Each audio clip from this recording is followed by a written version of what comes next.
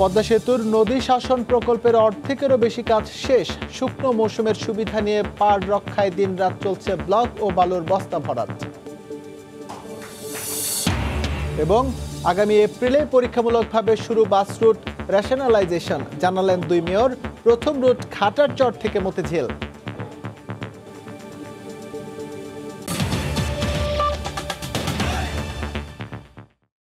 সময় সংবাদের সঙ্গে আছে আমি এস এম ইকবাল। এই মুহূর্তে গুলিস্তানে আছেন রিপোর্টার রাশেদ লিমন। আমরা এখন সরাসরি যুক্ত হচ্ছি তার সঙ্গে। রাশেদ। ইকবাল, সেই দুপুর থেকে অর্থাৎ 12টার কিছু আগে থেকে বা 12টা নাগাদ থেকে কিন্তু আমরা দেখেছি যে উচ্ছেদ অভিযান শুরু হয়েছে। সেটি কিন্তু দফায় দফায় বাধাপ্রাপ্ত হলেও এখনও কিন্তু সেই ডিএনসিসির যে উচ্ছেদ অভিযানটি সেটি কিন্তু চলমান রয়েছে।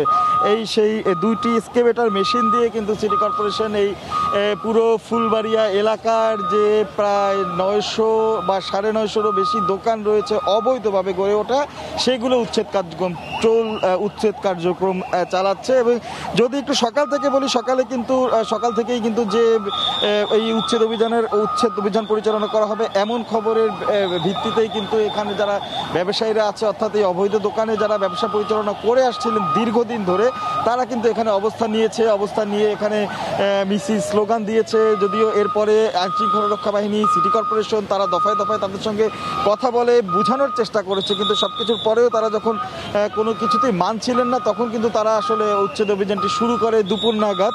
তো উচ্ছেদ অভিযানটি যখন শুরু হয় তখনই কিন্তু আমরা দেখি পুরো কার্যক্রম কিন্তু এই ব্যবসায়ীদের বাধার মুখে পড়ে। প্রথমে তারা বাধা দেয়, পরে স্লোগান দেয়, পরে কিন্তু তারা আসলে যারা এই উচ্ছেদ অভিযান কার্যক্রম পরিচালনা করছে তাদের কিন্তু ইট পাটকেল নিক্ষেপ করে। এক পর্যায়ে তাদের ছত্রভঙ্গ করে দিতে বা পরিস্থিতি নিয়ন্ত্রণে আনতে আমরা দেখেছি আইনশৃঙ্খলা রক্ষা বাহিনী কিন্তু টিয়ার গ্যাস নিক্ষেপ করেছিল, এবং টিয়ার গ্যাস নিক্ষেপ করার পরে তারা ছত্রভঙ্গ হয়ে যায় এবং এই বিভিন্ন মার্কেটের বিভিন্ন জায়গায় অবস্থান নেয়। এবং এরপর থেকেই কিন্তু এই যে পুরো কার্যক্রম, সেই কার্যক্রম কিন্তু চলমান রয়েছে এবং একদম একটানা বিরতিহীনভাবেই কিন্তু তারা তাদের এই কার্যক্রম পরিচালনা করছে। এখানে যারা রয়েছে তাদের সঙ্গে আমরা কথা বলেছি, সিটি কর্পোরেশনের দায়িত্বরত কর্মকর্তা, তারা যেটি বলছেন যে অবৈধ স্থাপনাগুলো উচ্ছেদের যে নির্দেশনা তাদের রয়েছে, সেই নির্দেশনা পুরো করেই তারা আসলে মাঠ ছাড়বেন। অর্থাৎ এই ফুলবাড়িয়া এলাকায় যে 3টি মার্কেট রয়েছে, এই 3টি মার্কেটকে ঘিরে চারপাশেই কিন্তু একদম পুরোটা যে খালি জায়গাটা ছিল সেই চারপাশ দিয়েই কিন্তু নতুন করে আলাদাভাবে একদম পাকা মার্কেট গড়ে উঠেছে। সেই পুরো মার্কেটে যে সংখ্যাটা 9 শতাধিক, সেই পুরো দোকানগুলো ঘুরিয়ে দিয়েই তারা কিন্তু আসলে মাঠ ছাড়বেন। এবং ব্যবসায়ীরা যেটা বলছিলেন, তারা কিন্তু বারবারই বলছিলেন যে তারা এর আগে সিটি কর্পোরেশনের কাছ থেকে এই সব রসিদের মাধ্যমে টাকা দিয়ে এগুলো বুঝে নিয়েছেন। যদিও সিটি কর্পোরেশনের পক্ষ থেকে বর্তমান যে নগরপিতা রয়েছেন তিনি কিন্তু এই বিষয়টি নিশ্চিত করেছেন যে এই আগে এগুলো যেভাবেই বরাদ্দ দেওয়া হয়ে থাকুক না কেন, সেটি অবৈধ পন্থায় হয়েছে, অর্থাৎ নকশা বহির্ভূতভাবে এগুলো আলাদা নির্মাণ করা হয়েছে। কাজেই এই মার্কেটের সার্বিক উন্নতি বা এই মার্কেটের স্বাভাবিক প্রক্রিয়া চলাচলের কারণেই এই অবৈধ স্থাপনা উচ্ছেদ করা হবে। এবং শুধু এই মার্কেটই, এই 3টি মার্কেটই না, সিটি কর্পোরেশন দক্ষিণের এলাকায় আরও যে মার্কেটগুলো অবৈধ স্থাপনা, বিশেষ করে পার্কিং, মসজিদ বা এই বিভিন্ন খালি জায়গায় যে অবৈধ স্থাপনাগুলো গড়ে উঠেছে, সেগুলো ধীরে ধীরে উচ্ছেদের যে প্রক্রিয়া, সেই প্রক্রিয়া চলমান থাকবে। এটাই আসলে দক্ষিণ সিটি কর্পোরেশনের পক্ষ থেকে জানানো হয়েছে। তো এই ছিল এখনকার মতো এই অভিযানে দেওয়ার মতো আমার কাছ থেকে সবশেষ তথ্য। ইকবাল। রাজধানীর ফুলবাড়িয়া মার্কেটের অবৈধ উচ্ছেদ অভিযানের সবশেষ তথ্য জানাতে আমাদের সঙ্গে সেখান থেকে যুক্ত হয়েছিলেন রিপোর্টার রাশেদ লিমন।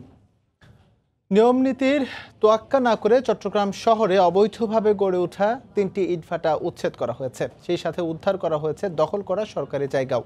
জব্দ করা ইট নিলামে বিক্রি করা হবে বলে জানিয়েছে জেলা প্রশাসন, বন, পরিবেশ অধিদপ্তর যৌথভাবে এই অভিযান চালায়। বিস্তারিত জানাচ্ছেন পার্থপ্রতিম বিশ্বাস।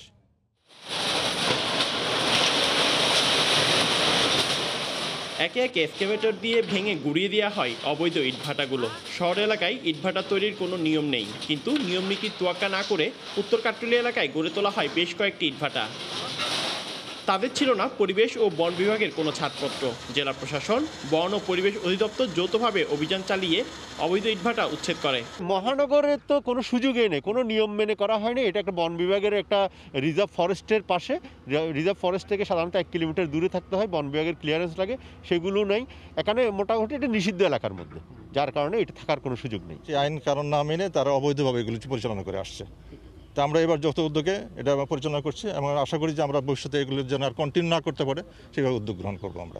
3টি ইটভাটাই অভিযান ও পুরোপুরি উচ্ছেদ করে অবৈধভাবে দখল করা সরকারি জায়গা পুনরুদ্ধার করা হয়েছে বলে জানান জেলা প্রশাসনের নির্বাহী ম্যাজিস্ট্রেট। যেহেতু এটা সরকারি খাস জমি, সেহেতু এটা আমরা রিমার্কেশন করে আমরা এটা চিহ্নিত করে রাখবো, যাতে ভবিষ্যতে এটা দখলকৃত না হয়। পাশাপাশি যেগুলো আপনার পরিবেশ বিধ্বংসী যে সরঞ্জামাদিগুলো রয়েছে সেগুলো ধ্বংস করেছি, এবং সরকারি জায়গা যেহেতু সেটা আমরা সরকারের প্রশাসনের আওতায় এটা নিয়ে আসতেছি জায়গাটা।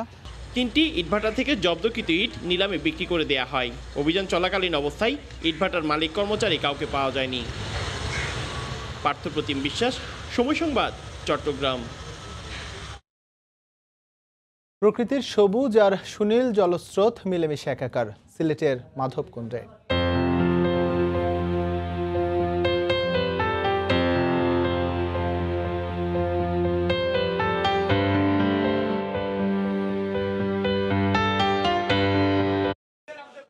এদিকে জাতির জনক বঙ্গবন্ধু শেখ মুজিবুর রহমানের ভাস্কর্য ভাঙার প্রতিবাদে আজও বিক্ষোভ মিছিল ও সমাবেশ হয়েছে রাজধানী সহ দেশের বিভিন্ন স্থানে।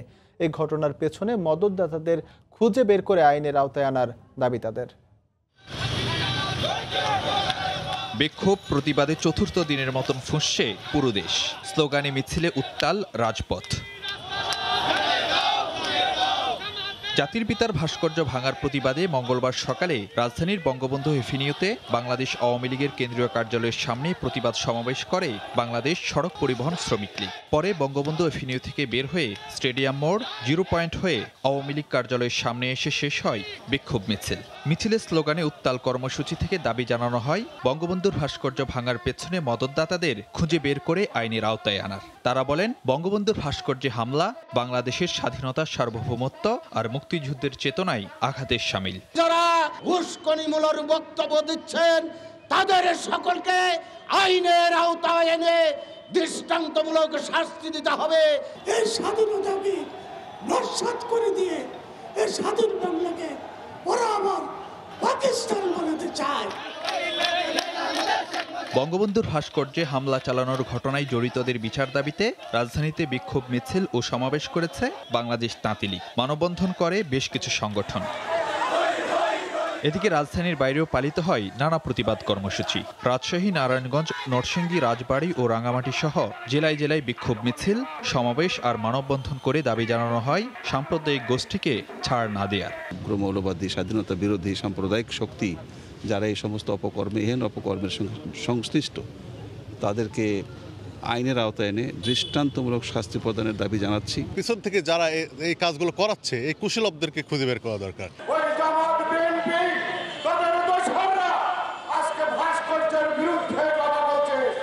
সাম্প্রদায়িক গোষ্ঠীর যে কোনো অপচেষ্টা স্বাধীনতার সপক্ষে শক্তি রুখে দেবে বলেও জানান বিভিন্ন কর্মসূচিতে অংশগ্রহণকারীরা। ফারুক ভূঁইয়া, রবিন, সময় সংবাদ, ঢাকা।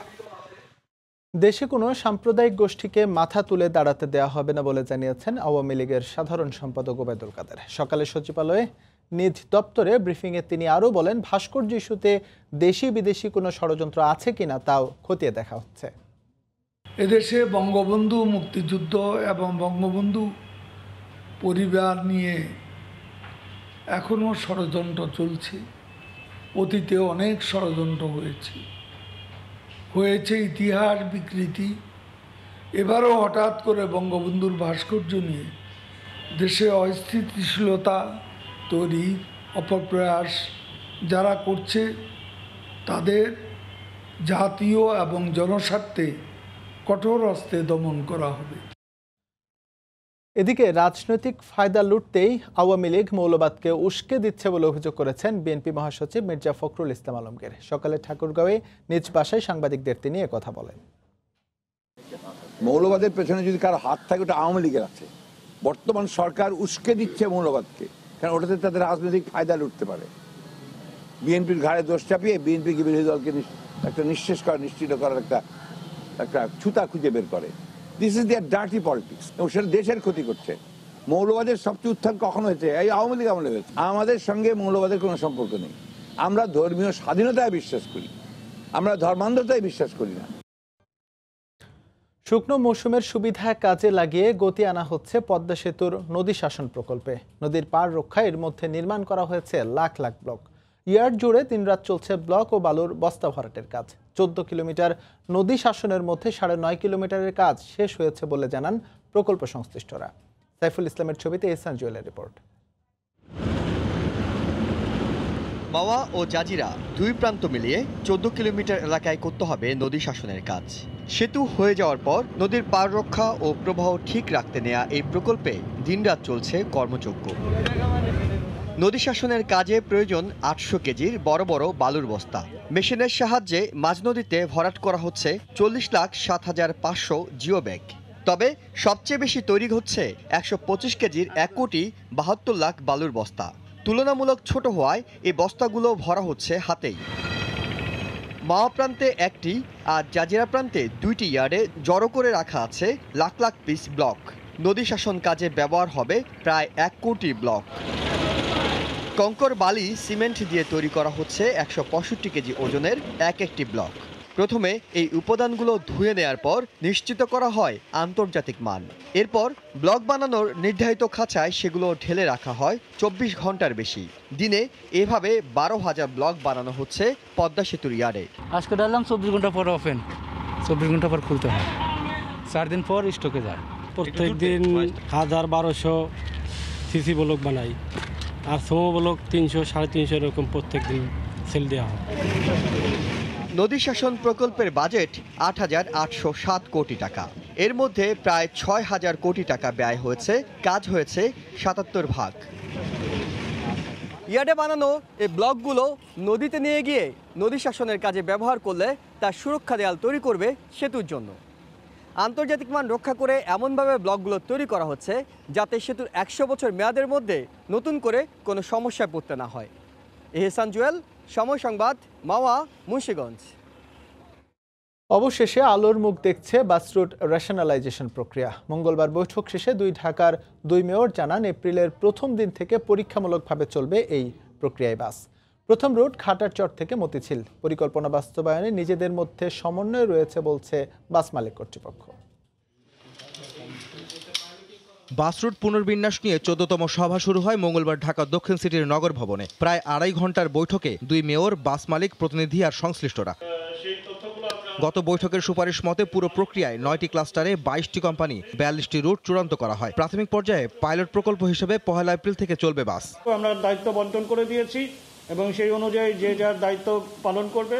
আমরা 19শে জানুয়ারি সেটার অগ্রগতি পর্যালোচনা করব এবং সবকিছু আমরা 31শে মার্চের মধ্যে ইনশাআল্লাহ সম্পন্ন করব, যাতে করে 1 এপ্রিল থেকে এই রুটে এই বাস রুট রেশনাল এই ফ্র্যাঞ্চাইজির মাধ্যমে এই কার্যক্রম আমরা শুভ সূচনা করতে পারি। উত্তরের মেয়র বলেন, সবাই কাজ করলে সমাধান সম্ভব, প্রয়োজনে দেয়া হবে আর্থিক সহায়তা। যে আমরা সবাই যদি একসাথে কাজ করতে পারি ইনশাআল্লাহ, তাহলে সমস্যার সমাধান হবে। তারই পরিপ্রেক্ষিতে আমরা bus route franchise piloting Ghatarchar থেকে মতিঝিল পর্যন্ত আমরা করছি। এদিকে এপ্রিলে পরীক্ষামূলকভাবে বাস চালুর প্রস্তুতি রয়েছে বলে জানিয়েছেন মালিক পক্ষ। 5টি কোম্পানির গাড়িগুলোকে আমরা বাস্তবে রাস্তায় কতগুলো 5টি কোম্পানির গাড়ি আছে সেটা আমরা দেখব। এই 5 কোম্পানির মালিকদের সাথে আমরা বসে একটা জায়গায় আমরা আনবো। পাশাপাশি এই কোম্পানির বর্তমান গাড়িগুলোকে আধুনিকরণ করা হবে, যেমন এই সিটগুলা না রেখে নতুন করে সিট বানানো হবে, এটা গ্রিন কালার থাকবে। আগামী 19শে জানুয়ারি পরবর্তী বৈঠক হওয়ার কথা রয়েছে। আহমেদ সালেহিন, সময় সংবাদ, ঢাকা। দক্ষিণাঞ্চলের অবকাঠামো উন্নয়ন মাস্টার প্ল্যান তৈরি করার নির্দেশ দিয়েছেন প্রধানমন্ত্রী শেখ হাসিনা। প্রকল্পের কাজ সঠিক সময় শেষ করতে আবারও তাগিদ দেন তিনি। সকালে গণভবন থেকে ভিডিও কনফারেন্সের মাধ্যমে অর্থনৈতিক পরিষদের নির্বাহী কমিটি একনেক বৈঠকে এই নির্দেশনা দেন প্রধানমন্ত্রী। সভায় 3,903 কোটি টাকা ব্যয়ে 4টি প্রকল্পের অনুমোদন দেওয়া হয়।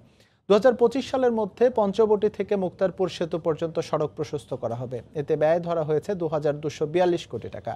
চরখালী, তুষখালী, মাঠপাড়িয়া, পাথরঘাটা সড়ক উন্নয়ন ও প্রশস্তকরণ, কৃষি তথ্য সার্ভিস আধুনিকায়ন ও ডিজিটাল কৃষি তথ্য ও যোগাযোগ শক্তিশালীকরণ দুটি সংশোধিত প্রকল্প নিয়ে আলোচনা করা হয় একনেক সভায়। এছাড়া ১,৫৭৫ কোটি টাকা ব্যয়ে ময়মনসিংহে সিটি কর্পোরেশনের সড়ক উন্নয়ন ও নাগরিক সেবা নিশ্চিত করতে প্রকল্পের অনুমোদন দেওয়া হয়। সভা শেষে ব্রিফিংয়ে বিস্তারিত তুলে ধরেন পরিকল্পনা কমিশনের সাধারণ অর্থনীতি বিভাগের সিনিয়র সচিব ডাক্তার শামসুল আলম। নদী দখল করে কোনো উন্নয়ন কার্যক্রমকে সরকারের সমর্থন করে না বলে জানিয়েছেন নৌ প্রতিমন্ত্রী খালিদ মাহমুদ চৌধুরী। সকালে বুড়িগঙ্গার শ্যামপুরে ফ্লোটিং ডকইয়ার্ড পরিদর্শনে গিয়ে তিনি কথা বলেন। এ সময় প্রতিমন্ত্রী জানান, শিগগিরই তুরাগ ও বুড়িগঙ্গা দখল করা এমপি আসলামের পাওয়ার প্ল্যান্ট ও ইকোনমিক জোনের অবৈধ অংশ উচ্ছেদ করা হবে। সরকার যেহেতু চিহ্নিত করে দিয়েছে নদীর জমি, অতএব এটা নদী ফেরত পাবেই। মহামান্য আদালত বিআইডব্লিউটি এর এই কার্যক্রমে অসন্তুষ্ট না, তারা সন্তুষ্ট, এবং আমার ধারণা দেশবাসীও আমাদের এই কার্যক্রমে সন্তুষ্ট। কারণ আমরা নদীর জমি দখল করে বা অবৈধভাবে জমি দখল করে কোনো উন্নয়ন কর্মকাণ্ড আমরা পরিচালিত করতে চাই না। নদীর জমি বা অবৈধ দখল নিয়ে উন্নয়ন কর্মকাণ্ড, এটা সরকার কখনো এটাকে প্রশ্রয় দেয় না। যে কোভিডের একটা ব্রেক দেওয়ার পরে আমরা আবার শুরু করেছি, ওটা যেহেতু চিহ্নিত করেছি, এটা তো আমাদের আওতার মধ্যে আসছে। স্বাস্থ্য অধিদপ্তর জানিয়েছে, আজ দুপুর পর্যন্ত সবশেষ 24 ঘন্টায় করোনায় মারা গেছেন 32 জন। এই নিয়ে দেশে মৃতের সংখ্যা বেড়ে দাঁড়ালো 6,906 জনে। এছাড়া শনাক্ত হয়েছেন 2,202 জন।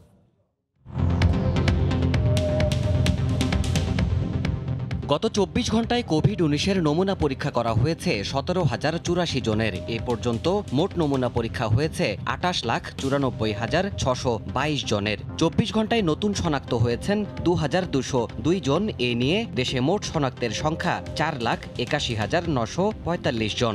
24 ঘন্টায় মারা গেছেন 32 জন। এ পর্যন্ত করোনা আক্রান্ত হয়ে মারা গেলেন 6,906 জন। করোনা থেকে 24 ঘন্টায় সুস্থ হয়েছেন 2,571 জন। এ পর্যন্ত সুস্থ হয়েছেন 4,01,194 জন।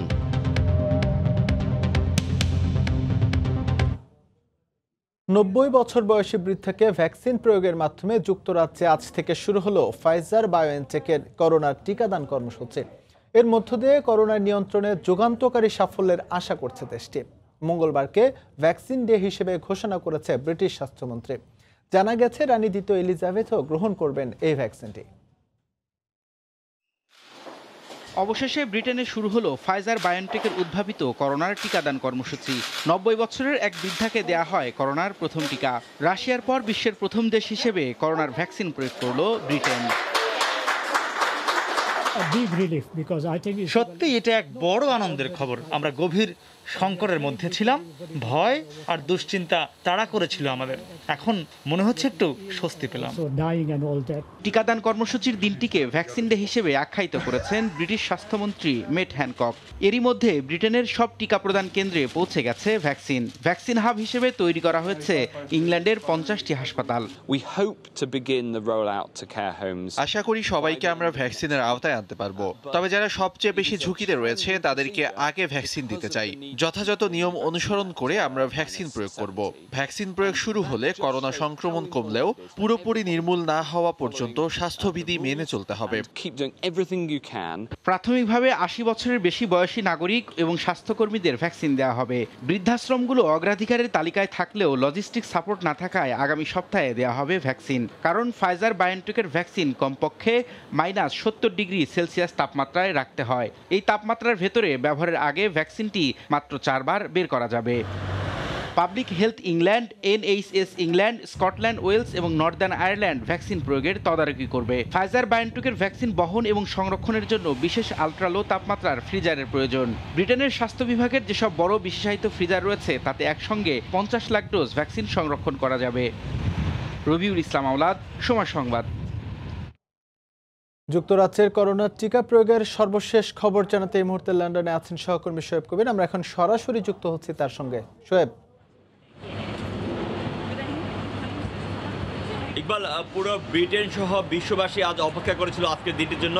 আজ ব্রিটেন স্থানীয় সময় 6:31 প্রথম ব্রিটিশ সরকার কর্তৃক অনুমোদিত যে ফাইজারের যে ভ্যাকসিনটি সেটি মার্গারেট কিনার নামে 90 বছর বয়স্ক এক বৃদ্ধা শরীরে প্রয়োগ করা হয় সকাল 6:31 এবং তিনি তার নিজ শরীরে ভ্যাকসিনটি নেওয়ার পরে তিনি প্রতিক্রিয়া বলেন যে তিনি এই বয়সে এসে তিনি ভ্যাকসিন নিয়েছেন এবং তিনি খুবই আনন্দিত, কেননা আর এক সপ্তাহ পরে তার জন্মদিন। আপনাকে একটি বিষয় জানিয়ে রাখা দরকার যে ব্রিটিশ সরকার ফাইজার এবং বায়োনটেকের এই ভ্যাকসিনটি প্রায় 4 কোটি ডোজ তারা অর্ডার দিয়েছে, যার মধ্যে ইতিমধ্যে 80 লাখ ডোজ ব্রিটেনে এসে পৌঁছেছে এবং এটি আজ থেকে দেওয়া শুরু করেছে। এবং যারা বর্তমানে 80 বছর বয়স্ক যারা হাসপাতালে রয়েছেন এবং হাসপাতালে ছিলেন, পাশাপাশি যারা হোম কেয়ার রয়েছেন তাদেরকে প্রথম পর্যায়ে দেওয়া হবে। এবং যে ব্রিটেনে যারা জনগণ রয়েছেন সেসব জনগণ হয়তো বা আগামী বছরের শুরুর দিকে এই ভ্যাকসিনটি পাবে। তবে আমরা বেশ কয়েকজন বাংলাদেশি চিকিৎসক এবং যারা কেয়ার হোমে জব করেন তাদেরকে সাথে আমরা কথা বলেছিলাম গতকাল এবং আজও কথা বলেছি। তারা বলেছেন তারা এখন পর্যন্ত ভ্যাকসিন দেওয়ার ব্যাপারে তেমন কোনো তারিখ এবং নির্ধারণ হয়নি, তবে তারা ধারণা করা হচ্ছে যে হয়তো এই বছর শেষের দিকে হয়তো তারা এই ভ্যাকসিনটি হয়তো তারা গ্রহণ করতে পারবেন। আপনাকে একটি বিষয়ে জানিয়ে রাখা দরকার যে ব্রিটিশ সরকার ভ্যাকসিন প্রয়োগ করা শুরু করেছেন, তার মানেই যে করোনা ভাইরাসের বিরুদ্ধে যে যুদ্ধ, এই যুদ্ধ কিন্তু এখনও অনেক পথ তাদের পাড়ি দিতে হবে। এখন ব্রিটেন জুড়ে শীত যাচ্ছে এবং প্রচণ্ড ঠান্ডা পড়ছে এবং শীত যতই বাড়ছে ততই কিন্তু করোনা ভাইরাসের প্রাদুর্ভাব বাড়ছে। আর তবে ব্রিটেনের যে প্রধান বৈজ্ঞানিক কর্মকর্তা রয়েছেন তিনি বলছেন যে আগামী মে এপ্রিল মাসের দিকে হয়তো বা করোনা ভাইরাসের সাথে যুদ্ধ করে হয়তো ব্রিটেন নর্মাল স্বাভাবিক অবস্থায় ফিরে আসতে হবে। এখন অপেক্ষা করতে হবে যে ব্রিটেনের সব জনগণ এই যে ভ্যাকসিনের সুফল পেতে আর কতদিন অপেক্ষা করতে হবে। এই ছিল ভ্যাকসিন নিয়ে ব্রিটেন থেকে সবশেষ। আজ আনুষ্ঠানিকভাবে যুক্তরাজ্যে শুরু হয়েছে করোনা ভাইরাসের এগেনস্টে ভ্যাকসিনেশন। সেই খবর জানাতে সেখান থেকে আমাদের সঙ্গে যুক্ত হয়েছিলেন রিপোর্টার শোয়েব কবির। দেশের মাংস এবং দুধের চাহিদা মেটানোর ক্ষেত্রে বড় ধরনের ভূমিকা রাখতে যাচ্ছে বহুল আলোচিত নোয়াখালীর ভাসানচর। মাত্র 1 দশকে ভাসানচর হয়ে উঠেছে দেশের সবচেয়ে বড় মহিষের চারণভূমি। এখানে মহিষের সংখ্যা 12,000-এর বেশি। সাখত টিপুর ক্যামেরায় ভাসানচরের মহিষ বাথান নিয়ে বিস্তারিত জানাচ্ছেন কমল দে। রোহিঙ্গাদের স্থানান্তর নিয়ে গত 2 বছর ধরে আলোচনা শীর্ষে রয়েছে নোয়াখালীর ভাসানচর। এক প্রকার লোকচক্ষুর অন্তরালে থাকা এ চর হয়ে উঠেছে মহিষের বিচরণ ক্ষেত্র। চরের বিস্তীর্ণ এলাকায় চড়ে বেড়াচ্ছে মহিষের দল। এক একটি দলে রয়েছে 500 থেকে 700 মহিষ। মহিষ আছে 8-10 হাজার। আমরা এখানে পালিত করি যে আমরা 8-10 বছর পর্যন্ত আসি। বাংলাদেশের দক্ষিণ অঞ্চলের এটা হলো বড় খামার। সুবর্ণ চরে থাকা কিছু মহিষ 1 দশক আগে আবাস গড়ে এই ভাসানচরে। তারপর থেকে বাড়তে থাকে মহিষের সংখ্যা। শতাধিক বাতান মালিকের মহিষ রয়েছে 12,000-এর বেশি। এই চরের মহিষ বিক্রি হয় প্রতিটি 1 লাখ টাকা দরে। প্রতি বছর আমরা 2-3 হাজার মহিষ বিক্রি করি। বাচ্চা দিতে আছে, বড় হলে আমরা বেচতে আছি বা পরিবর্তন হয়েছে, আমাদের লাভ হইতেছে। 2 বছর আগে ভাসানচরের নৌবাহিনীর কার্যক্রম শুরু হওয়ার পর থেকে গুরুত্ব দেওয়া হয় মহিষের বিচরণ ভূমির উপরেও। রোহিঙ্গাদের জন্য গড়ে তোলা আবাসনের পাশে রাখা হয়েছে দুর্যোগপূর্ণ আবহাওয়ায় মহিষের থাকার জায়গা। এখানে যখন বর্ষা হবে তখন বাঁধের ভিতরে চলে আসবে। আমাদের প্রত্যেকটা শেল্টারের নিচে প্রায় 200 করে মহিষ রাখার ব্যবস্থা আছে।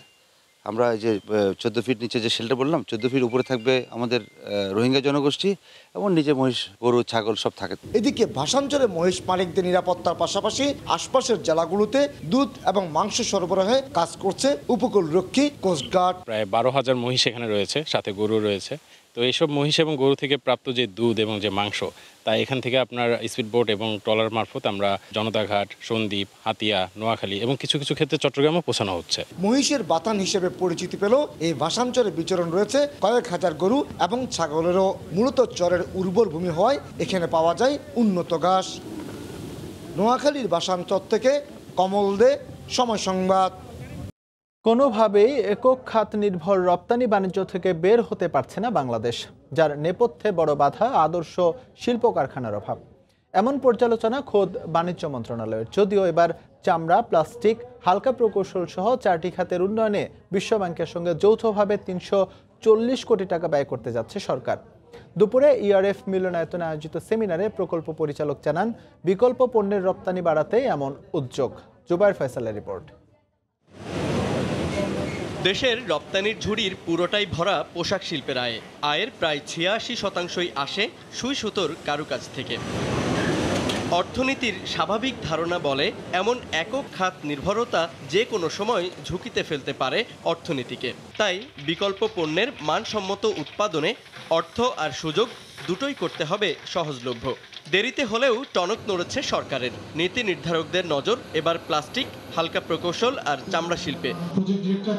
বিশ্ব ব্যাংকের সহযোগিতায় প্রায় ৩৫০ কোটি টাকা এই 4 খাতে খরচ করতে যাচ্ছে বাণিজ্য মন্ত্রণালয়। আমরা দেখছি বাংলাদেশের যে কটি খাত আরো বড় হতে পারে তার মধ্যে হালকা প্রকৌশল, প্লাস্টিক আর চামড়া অন্যতম। অর্থের অভাব হবে না এটা নিশ্চিত করতে পারি, কিন্তু ব্যয়টা কার্যকর হতে হবে। and also auto utility agencies এর কাছ থেকে ইভেন লোকাল অথরিটিস গুলো থাকতে পারে এর মধ্যে অ্যাপ্লিকেশন চাওয়া হবে। এই যে বিজনেস ক্লাস্টার থেকে অ্যাপ্লিকেশন গুলো আসবে এখানেও টেকনিক্যাল সাপোর্ট লাগতে পারে। প্রকল্প পরিচালক মনে করেন নিজেদের সক্ষমতার অভাবেই পর্যাপ্ত সুযোগ থাকার পরও দেশে আসছে না বিদেশি বিনিয়োগ। কমপ্লায়েন্স ফ্যাক্টরি আমাদের বিয়ন্ড গার্মেন্টসে নাই, এটাও আরেকটা সমস্যা। লেদারে তো বিরাট সমস্যা ছিল এবং এখনো আছে, যেটার কিছু বাণিজ্য মন্ত্রণালয়ের করার আছে আর কিছু আসলে শিল্প মন্ত্রণালয় করছে। সেটা নিয়ে আমরা ওয়ার্ল্ড ব্যাংকে চিঠি লিখলাম যে আমরা একটা সফট লোন চাই।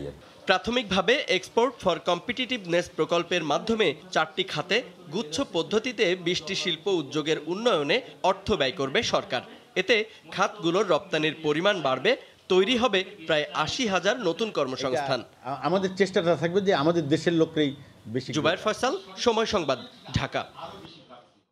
বাংলাদেশে বিনিয়োগ বাড়াতে সংযুক্ত আরব আমিরাতের প্রতি আহ্বান জানিয়েছেন তথ্যমন্ত্রী ডক্টর হাসান মাহমুদ। এদিকে করোনা মহামারীর পর বাংলাদেশি শ্রমিকদের জন্য সংযুক্ত আরব আমিরাতের শ্রম ভিসা সহজ করা হবে বলে জানিয়েছেন ঢাকায় আমিরাত দূতাবাসের চার্জ দ্য অ্যাফেয়ার্স আবদুল্লাহ আল হামৌদি। ইতিহাস, ঐতিহ্য ও সংস্কৃতির অংশ হিসেবে আরব আমিরাতকে অনেক ভাস্কর্য রয়েছে এবং সেগুলো নিয়ে কোনো সমস্যা নেই বলেও জানান তিনি। সচিবালয়ে এক সৌজন্য সাক্ষাতের পর সাংবাদিকদের তারা এসব কথা জানান। There is many sculpture in UAE also because 100 years ago and part of history and part of culture. All the worker who has permanent residency, they can go without any pre-approval. After the pandemic, inshallah, we will be much better than what we are facing now. তাদেরকে অনুরোধ জানিয়েছি যে বাংলাদেশে বিনিয়োগ করার জন্য বঙ্গবন্ধু শিল্পনগর হচ্ছে, সেই শিল্পনগরে ইউএইর পক্ষ থেকে তারা জায়গা চেয়েছে। ইউএইর শিল্প উদ্যোক্তারা যাতে সেখানে শিল্প স্থাপন করতে পারে।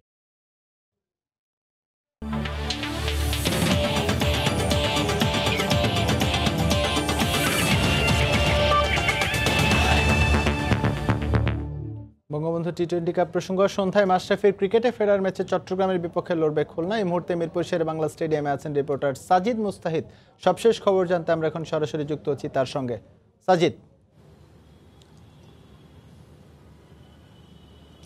ইকবাল, যেমনটা বলছিলেন, দীর্ঘ প্রায় 9 মাস পর মাশরাফি বিন মুর্তজাকে আজকে মাঠে দেখা যেতে পারে, কারণ একটু পর জেমকন খুলনা এবং গাজী গ্রুপ চট্টগ্রামের ম্যাচ আছে কিন্তু। এবং আপনারা সবাই জানেন যে এরই মধ্যে জেমকন খুলনা দলে মাশরাফি যোগ দিয়েছেন। তবে একটা কথা জানিয়ে রাখতে চাই, আর কিছুক্ষণ পর কিন্তু টস হবে, প্রায় 15-20 মিনিট পর।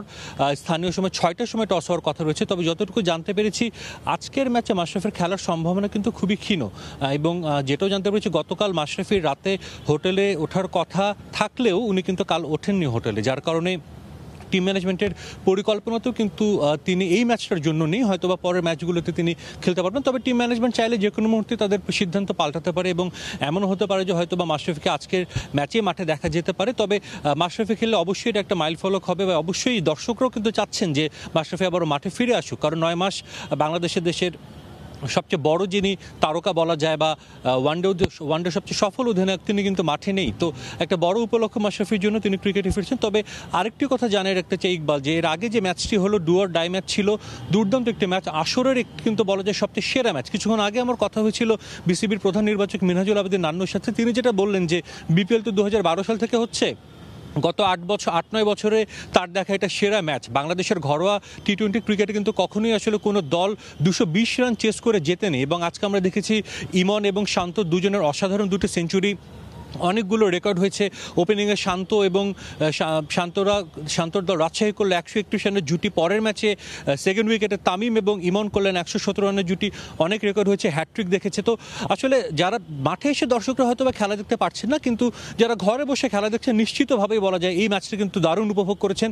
এবং আজকের উইকেটটিও কিন্তু বেশ কদিন রেস্ট পেয়েছিল। যে উইকেটে খেলা হয়েছে সেটাও কিন্তু গত কয়েকদিন রেস্টে ছিল, দেখে কিন্তু আসলে একটা ভালো উইকেটে খেলা হয়েছে এবং রানও কিন্তু পেয়েছে। তো আশা করা যায় পরের ম্যাচটিতেও কিন্তু এরকম যদি হাই স্কোরিং একটা ম্যাচ হবে, কারণ যে দুটো দল খেলছে দুই দলে কিন্তু তারকায় ভরা, চট্টগ্রাম এবং খুলনা, এবং এই দুই দলে কিন্তু 8 পয়েন্ট নিয়ে এখন একসঙ্গে 1 এবং 2 স্থান ধরে রেখেছে। তো আজকের ম্যাচটি যে দল জিতবে তাদের কিন্তু সুযোগ থাকবে এককভাবে প্লে অফে চলে যাওয়া, এবং এককভাবে শীর্ষস্থানের সঙ্গে প্লে অফটাও কিন্তু বলা যায় কাগজে কলমে নিশ্চিত হয়ে যাবে।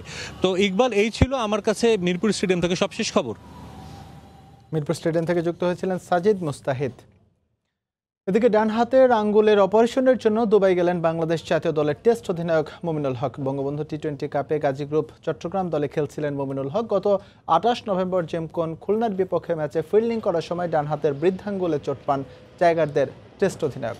পরীক্ষা নিরীক্ষার পর নিশ্চিত হয় চোট সারাতে অপারেশন করাতে হবে। গত রোববার দুবাই যাওয়ার কথা ছিল তার, কিন্তু ভিসা জটিলতায় সেটা সম্ভব হয়নি, তাই গিয়েছেন আজ সকালে। দুবাই পৌঁছে কাল চিকিৎসকের সঙ্গে দেখা করবেন মুমিনুল। এরপরই নেওয়া হবে তার অস্ত্রোপচারের সিদ্ধান্ত। দুবাইয়ে বুর্জিল হাসপাতালে হবে মুমিনুল হকের অস্ত্রোপচার। দেশের বৃহত্তম জলপ্রপাত মৌলভীবাজারের মাধবকুণ্ড। করোনা সংক্রমণ ঠেকাতে দীর্ঘদিন বন্ধ থাকার পর সম্প্রতি এই জলপ্রপাত খুলে দেওয়া হয় পর্যটকদের জন্য। সেখানে বেড়েছে যথেষ্ট পরিমাণে পর্যটক উপস্থিতি, সেই সাথে ব্যবসা বাণিজ্যেও কিছুটা গতি ফিরে এসেছে। তবে দ্বিতীয় ধাপে করোনা সংক্রমণ প্রতিরোধে পর্যটকদের মাস্ক ব্যবহারে কঠোর অবস্থানের কথা জানান জেলা পরিষদ চেয়ারম্যান। শাহ অলিদুর রহমানের পাঠানো তথ্য ছবি নিয়ে রিপোর্ট। নিচ থেকে প্রায় 350 ফুট উচ্চতায় অবস্থান মাধব ছড়ার। বিস্তৃত 3500 হেক্টর পাথারিয়া পাহাড় নিংড়ে এ ছড়ার মাধ্যমে পানি প্রবাহিত হয়। যুগের পর যুগ ধরে প্রচণ্ড জলস্রোতে এ পানি গড়িয়ে পড়ছে কুণ্ডকে ঘিরে। পর্যটকরা জড়ো হন এই দৃশ্য উপভোগ করতে। মানুষের দীর্ঘ অনুপস্থিতির কারণে অন্যরকম সাজে সেজেছে মাধবকুণ্ড। অনেক দিন পর বেড়াতে এসে পর্যটকরাও মোহিত। আমরা ঢাকা থেকে মাধবকুণ্ডে এসেছি, আমরা এখানে অনেক মজা করছি। নিরাপত্তা অবস্থা দেখতেছি সবচেয়ে ভালো। পরিবার নিয়ে আমরা মোটামুটি খুব ভালোভাবে স্বাচ্ছন্দ্যভাবে আমরা খুব অবলোকন করলাম। অনেক দিন ধরে গৃহবন্দী থাকার পরে অনেক মনের মধ্যে অনেক কষ্ট জমেছিল। আজকে মাধবকুণ্ড দেখলাম, ঘুরলাম, বেড়ালাম। করোনার কারণে দীর্ঘ 9 মাস বন্ধ থাকার পর লোক সমাগম বাড়তে থাকায় পর্যটন সংশ্লিষ্ট ছোট বড় সব ধরনের ব্যবসায়ীরা খুশি। পর্যটকরা এখন আওয়া শুরু করছে। এরকম যদি আয়তে আমরা মোটামুটি কয়েক মাসের ভিতরে আমরা এটা কাভার দিতাম পারবো। পর্যটকরা আসে, আমরা ব্যবসা বাণিজ্য একটু আয় উন্নতি হবে। পর্যটকদের চলাফেরা নির্বিঘ্ন করতে টুরিস্ট পুলিশ সর্বক্ষণ তৎপর। করোনা সংক্রমণের দ্বিতীয় ধাপ প্রতিরোধে পর্যটকদের মাস্ক ব্যবহারে কঠোর অবস্থানের কথা বললেন স্থানীয় জনপ্রতিনিধি। পর্যটকদের সহায়তা করতেছি যাতে আইন শৃঙ্খলার কোনো সমস্যার সম্মুখীন না হন। আমরা কঠোরভাবে সেটাকে আমরা পর্যবেক্ষণে রেখেছি, যাতে করে গাদাগাদি না হওয়ার, সামাজিক দূরত্ব বজায় থাকে। জেলার বড়লেখা উপজেলার মাধবকুণ্ড জলপ্রপাতকে 2000 সালের 22 মে পর্যটন কেন্দ্র হিসেবে ঘোষণা করা হয়। সময় সংবাদ, মৌলভীবাজার। এ পর্যায়ে শীর্ষ সংবাদ জেনে দিচ্ছি আরেকবার। এই ছিল এখনকার মতো, সঙ্গে থাকুন সময়।